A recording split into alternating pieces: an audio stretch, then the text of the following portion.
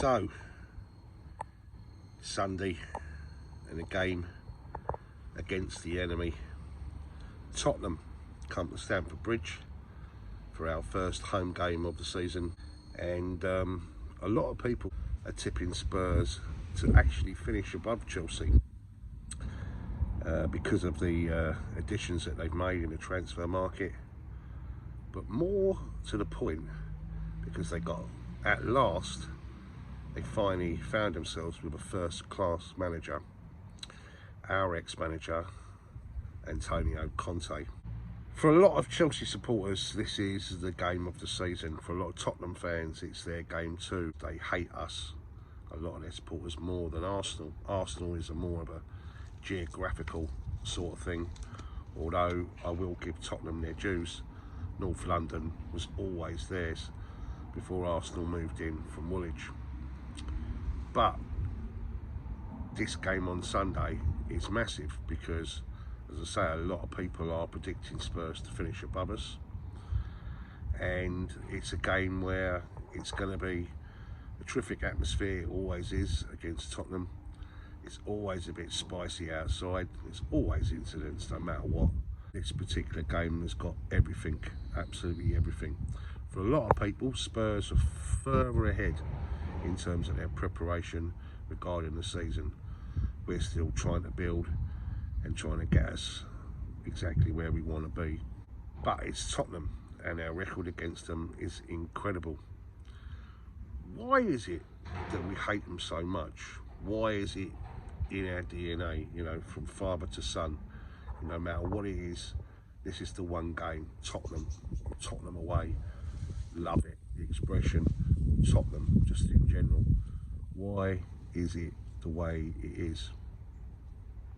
Well, for some people, they take it all the way back to the 1967 FA Cup final and the first All-London Cup final where Tottenham won on that particular occasion by 2-1, and a certain Mr. Jimmy Greaves, God rest his soul, who was very much our man. He was our youth player. He was just an incredible goal scorer, just a fantastic player. Went overseas, come back, and ended up playing against Chelsea in the white shirt of Spurs. Spurs were a very good side there in the 1960s, and they won that first All-London Cup final, the FA Cup quarter-final. Spurs came to our place, and it finished 3-2 to Tottenham. Hoddle, Archibald, great side Spurs had at the time, and it was one of the games that sent them on towards their another FA Cup final win for them at the time. But again, it kicked off outside everywhere, and since then it's always been that way, whether it's moments at the Ilford Tavern or moments down at Parsons Green or Earl's Court or at Tottenham itself. It's just kicked off with the supporters. 3-3 FA Cup game here. I think there were so many people that were injured and so many weapons were found. It's just one of those games, yeah. It just brings out the worst, and it's just been going on between the two for the last four or 5 decades. You know, nothing's really ever changed. I think also the fact that we're very much, we always were a kind of Queen and Country type football club, Chelsea, a Protestant type football team, where Spurs had a big Jewish community, and there was a lot of anti-Semitic stuff flying backwards and forwards, hence the reason why we come up with the Y word. Spurs, obviously, their supporters use that now, very much part of their vocabulary. You don't really hear it so much these days at Chelsea, but Spurs continue to use it. As I say, so many opportunities, so many moments, so many circumstances. The 2008 League Cup final, a game where we were very much expected to win, but Spurs won on that particular occasion. We gained revenge in the 2014 League Cup final, and then there's all those FA Cup semi-finals where we smashed them at Wembley 5-1. And then that 4-2 game with that Nemanja Matic, absolute screamer. So many games between the two sides. And then the one when Leicester City won the league, and they were 2-0 up, and we come back, and Eden Hazard 2-2, and you could see how much it meant to the players, not just the supporters, but to the players on that particular day. Massive game. As I say, we're going to have to completely be on our mettle, and I think we will. We always will do. Our record against them is just second to none. It's incredible the amount of opportunities they've had in modern football, really, when you think about it. I think it's one win in 40 games at Stamford Bridge. It goes back a long time. So for that reason, I think we won't lose, but I think the game will be a draw. I think it'll be a 1-1 draw. Let me know what you think down below, and whether you think Spurs are going to finish above us this particular season.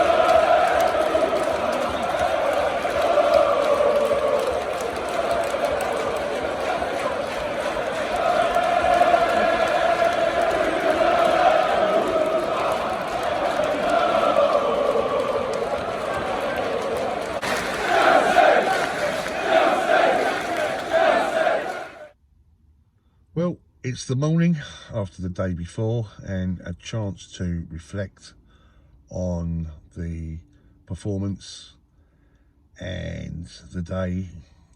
We have to say that I called a draw right at the start, but I think, it's disappointing, and that's because of how well we played. We fully deserved 3 points, and we were robbed by the officials. The same fucking duo as it always is.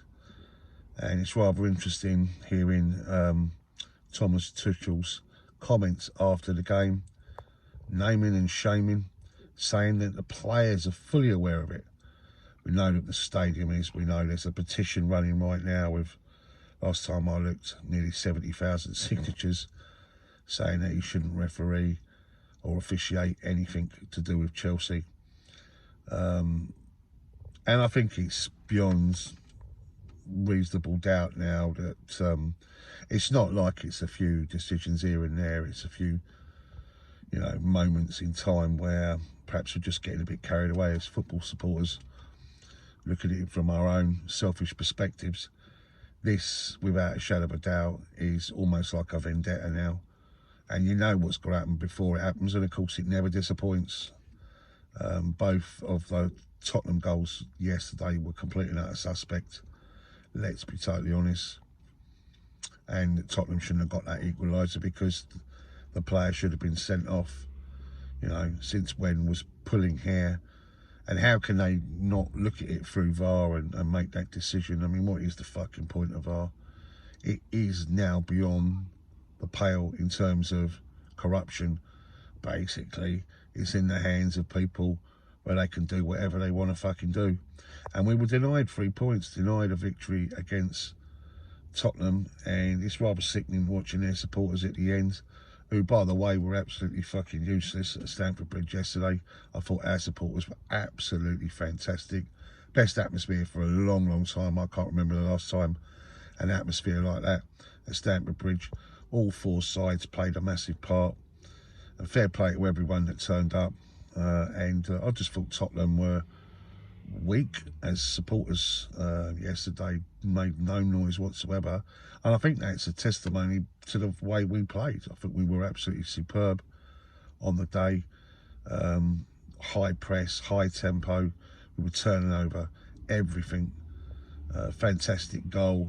As I say, you know, from Koulibaly, I think he was superb. Ruben Loftus-Cheek, superb. Mason Mount, superb.